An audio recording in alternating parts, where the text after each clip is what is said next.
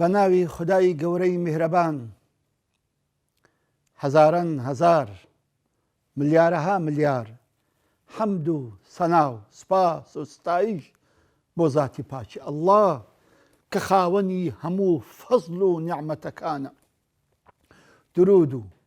سەڵات و سەلام و ڕەحمەت بەرژێ بەسەر جانی پاکی پێشەوامان، نووری چاو و تاجی سەرمان محەممەد المستەفا صلى الله عليه وسلم،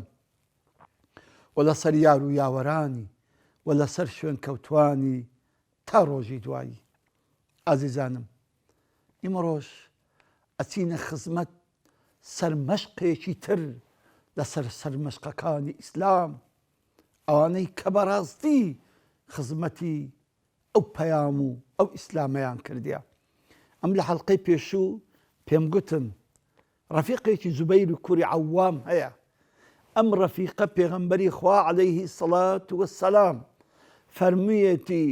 ئەم دوانە جیرانی منن لە بەهەشت، با بزانین چێیە.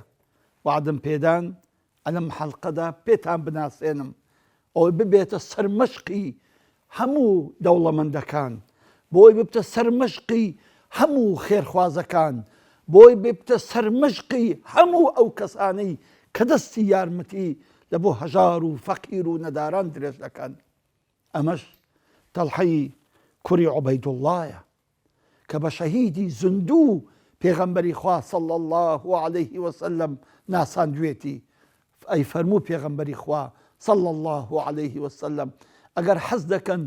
شەهیدێک ببینن لەسەر زەوی دەڕوا، تەمەشای تەڵحەی کوڕی عوبەیدوڵڵا بکەن. سبحان الله. تەڵحە ڕەزا و ڕەحمەتی خوای لێبی هەشتەمین کەس بوو کە موسڵمان بوو، هەشتەمین کەسە کەوا ئیمانی بە محەممەد المستەفا هێنا صلی الله عليه وسلم، و یەکێکە لە عەشەرەی مبەششەرە، ئەوانەی کە لە دنیا موژدەی بەهەشتیان پێدراوە، و یەکێکە لەو شەش کەسانەی کە ئیمامی عومەر ڕەزا و ڕەحمەتی خوای لێبی هەری بژارد بوون کە لەو شەشە یەکێکیان هەر بژێرن بۆ ئەوەی لە پاشە خۆی ببێت بە خەلیفەی مسڵمانان. ئەم تەڵحەیە پێغەمبەری خوا عەلەیهی سەڵات وەسەلام سێ وەسفی دایتێ، سێ جارە مەدحی کردووە بەس لەسەر شەهامەتی و پیاوەتی و چاکە و چاکە سازیدا. جارێکیان پێی دەڵێ تەڵحەی خەیر، جارێکیان پێی دەڵێ تەڵحەی فەیاض، جارێکیکە پێی دەڵێ تەڵحەی جوود. سبحان الله، هەر سێکی لە قەبی سەخاوەتی و لە قەبی بەخشینی ئەو پیاوەیە لە ماڵ و لە سامانی خۆی لە بۆ مسڵمانان و هەژاراندا. ئەم پیاوە سیفاتێکی زۆر زۆر بەرزی هەبوو، ئەویش ئەوە بوو هەر برادرێکی هەر خزمێکی خۆی کەوا قەرزدار بایە، قەرزەکەی ئەداوە هەر چەندە زۆریش بایە. سبحان الله، هیچ کاتێک برادەراتی کەسێکی کرد بە خزمێکی هەبا بیزانی بایە ئەم خزمەی ئەم برادەرێ ئەم برایی قەرزدارە، سبحان الله ئەچوو قەرزەکەی دەداوە. بەڕاستی ئەمە بۆیە پێغەمبەری خوا عەلەیهی سەڵات وەسەلام تەڵعەی خەیر و فەواد و جەوادی ئەو سێ لە قەبەیدایە، لەبەر چی؟ چونکە بەڕاستی دەستی زۆر زۆر بڵاو بوو لە خێر و لە خێرات و لە چاکە و پیاوەتی. ئەم پیاوە چۆن موسڵمان بوو؟ تەڵحە خەڵکی مەککەیە و پێغەمبەری خوا عەلەیهی سەڵات وەسەلام دەناسێ، بەڵام نەیزانی بوو بە پێغەمبەر و بانگی خەڵک دەکا بۆ ئیمان، کە ئیشەکە بەدزی بوو. ڕۆژێکیان ئەچێتە بوسرا. بوسرا شارێکە لە سووریا 140 کیلۆمەتر لە دیمەشق دوورە. تقریبا ئایدی مەعافەزەی دەرعایە ئەو پیاوە ئەو تەڵحەیە تووشی ڕاهیبێک ئەبێ ئەبینی ئەو ڕاهیبە بانگی خەڵکی ئەکا دەرێ خەڵکی نا من ئاگادارتان دەکەمەوە پێتان ڕائەگەینم کە پێغەمبەری ئاخر زەمان پەیدا بووە ئێستا وەخت و کاتی پەیدابوونی پێغەمبەری ئاخر زەمانە. تەڵحە زۆر غەریبی پێهات ئەو کابرایە چ دەڵێ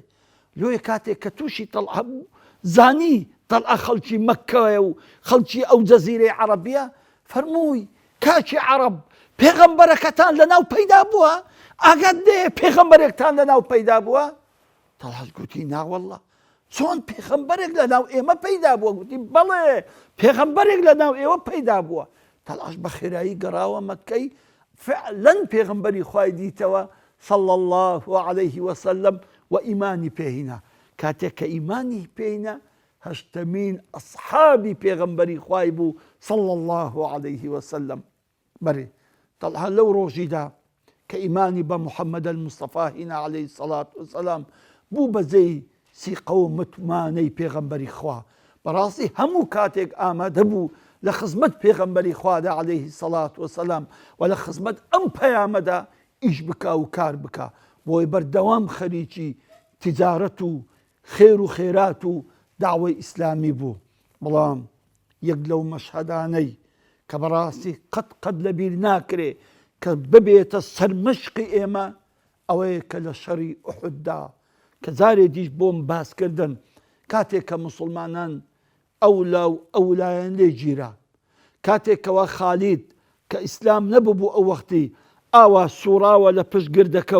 و ئەوانەی لەسەر گردەکە بوون و ئەمری پێغەمبەریان شکاند صلى الله عليه وسلم کۆزاری یەکەم قوڕەیشەکانی کافرەکانی مەککە شکان مسلمانەکان بە دویان کەتن ئەوانەی سەرگردەکەی کە پێغەمبەر عەلەیهی سەڵات وەسەلام پێی فەرموون مێنە خوارێ ئێمە شکانیان سەرکەوتن ئێوە نێنە خوارێ بەڵام بەداخەوە ئەوان ئەمری ئەمیرەکەی خۆیان شکاند و نیوەیان زیاتر سێ سارێکیان بەهات نەخوارێ وتیان تەواو ئەوە مسلمانان سەرکەوتن با ئێمەش بچین بۆ خۆمان شتێک هەرگرینەوە و شتێک بەدەست بێنین. ئالەو کاتەدا خالید لە دوورڕا چاوی پێکەت کە ئەوانە هات نەخوارێ یەکسەر لە گردەکە سووڕاوە و باقی ماباقی ئەوانەی لەسەر گردەکە بوون کوشتنی و یەکسەر هجوومی مسلمانانی کرد. ئەلەو کاتێک قوڕەیشەکانیش لەو سەریرا کەزانی خالید وا لێیان سووڕاوە و ئەوانیش گەڕانەوە ڕوویان لە ئەسحاب کرد و لە هەردوو سەران لێیاندان. بەڕاستی کە لە دوو سەران لە دوو جەبهەدا لە دوو لایەندا لە دوو شوێندا کە ئەسحاب لێیاندرا شپرزە بوون شێوان حاڵیان تێکچوو هەر یەکی بەلایەکدا ڕۆیشت. بۆیە قوڕەیشەکان ئەویان بە فرسەت زانی ئەوان بە فرسەت زانی کە باشترین وەقت و کاتە کە محەممەد عەلەیهی سەڵات وەسەلام لە کۆڵکەدەوە کە باشترین فرسەتە بە یەکجاری ئەو دین و ئەو نورە بکوژێنەوە. بۆیە هجوومەکی زۆر سەختیان کردە سەر ئەوەی کە پێغەمبەری خوا عەلەیهی سەڵات وەسەلام شەهید بکەن. ئیمامی ئەوبەکر ئەو مەشهەدە دەژێرتەوە فەرمی چاوم لێبوو 9 کەس لە دەورەی پێغەمبەر بوون عەلەیهی سەڵات وەسەلام دیفاعێکی زۆر عەجائیبیان دەکرد لە پێغەمبەری خوا دەمویست بگەمێ بەڵام نەمدەتوانی چکە ئەوان دەهاتە پێش هەتا ئەو کەسەی کە بەرامبەرتە هەتا شەڕی لەگە دەکەی هەتا دەیبەزێنی هەتا برینداری دەکەی هەتا ئەیکوژی کە دەڕۆ یەکەچکە دەکەوتە پێشی. ئەفەرمی چاویشم هەر لە پێغەمبەری خوای بۆ عەلەیهی سەڵات وەسەلام کە چ هێرشێک و چ هجوومێکی لەسەرە فەرمی ئەو وەختی دەمدید ئەو 9 کەسەی دەورا و پشتی یەکیان شەهید دەبوون. دەفەرمی یەک دوانێکی لە دەورا و پشت مابوو. ئەفەرمی نەمدەناسی چێە ئەم دیت خۆی پێچاوە مولەثەمە و دەم و چاوی بەس چاوەکانی دیارە و بەڕاستی بە مەردایەتی وە زۆر بە جوامێرانە وە زۆر بە غیرەتانە دیفاع لە پێغەمبەری خوا دەکا عەلەیهی سەڵات وەسەلام هەرچی تیرە نایەلی پێیکەوێ هەرچی ڕمحە نایەلی پێیکەوێ هەرچی هجووم دەکەن لە ئێلاگەڕێ بستە پێش. ئەفەرمی لە دڵی خۆم گوتم کون تەڵحە ئەی هەوار خۆزی ئەوە تەڵحە دەبوو خۆزی ئەو پاڵەوانەی ئێستا لە دەورەی پێغەمبەر عەلەیهی سەڵات وەسەلام دیفاعی لێ دەکات تەڵحە بێ. فەرمی دیتم تەڵحەیە زۆر دڵم خۆش بوو دڵم ئارام بوو گوتم مادام تەڵحەیە تەواو ترسم نەما چکە بەڕاستی تەڵحە ئەو پیاوەیە کە پارێزگاری محەممەد المستەفا بکە صلى الله عليه وسلم.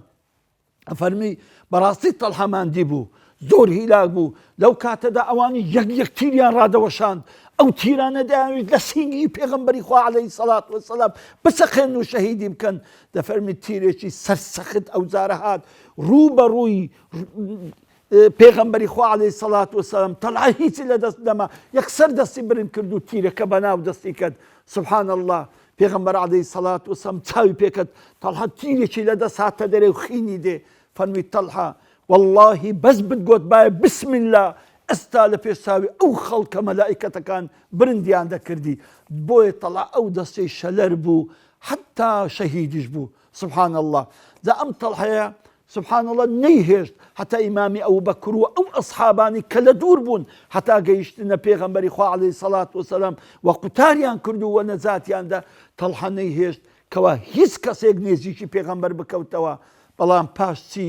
پاش ئەوەی هەموو گیانی بوون بە برین پاش چی پاش ئەوەی کە هەموو گیانی ڕم و تیر و شیری پێکەت بوو جا بۆیە بەڕاستی ئەو مووقیفەی تەڵحەی بەڕاستی مووقفێکی مەردایەتیە کە گیانی پاچی پێغەمبەری پاراست عەلەیهی سەڵات وەسەلام لەو شەڕەدا خوا نەخواستە لەم شەڕەدا پێغەمبەری خوا عەلەیهی سەڵات وەسەلام شەهید با دەبی حاڵی ئومەی ئیسلامی چی لێ بەهات با خوا نەخواستە ئەگەر لەم شەڕەدا تەڵحە خۆی نەکرد بایە جان فیدای محەممەد عەلەیهی سەڵات وەسەلام خوا ئەیزانی ئەم دینە بە ئێمە دەگەیشت یان نەدەگەیشت خوا ئەزانی ئێمە مشەڕەف ئەبووین بەو قورئانە یان نا ئێمە بەو محەممەد المستەفای عەلەیهی سەڵات وەسەلام مشەڕەف دەبوون یان نا جا بۆیە بەڕاستی تەڵحە سەرمەشقی ئێمەیە بەڕاستی تەڵحە تەڵعەی خێر و بەرەکەتە بۆ ئێمە و بۆ هەموو مسلمانان خوا جەزای خێرت بداتەوە تەڵحە ڕەبی خوای گەورە لە بەهەشتا پلە و پایەت ئەوەندە بەرزکە بۆ ئەوەی کە محەممەد المستەفات صلى الله عليه وسلم بۆ ئێمە پاراست تاکو دیدار بەخوای گەورەتان ئەسپێرم والسلام عليكم ورحمة الله وبركاته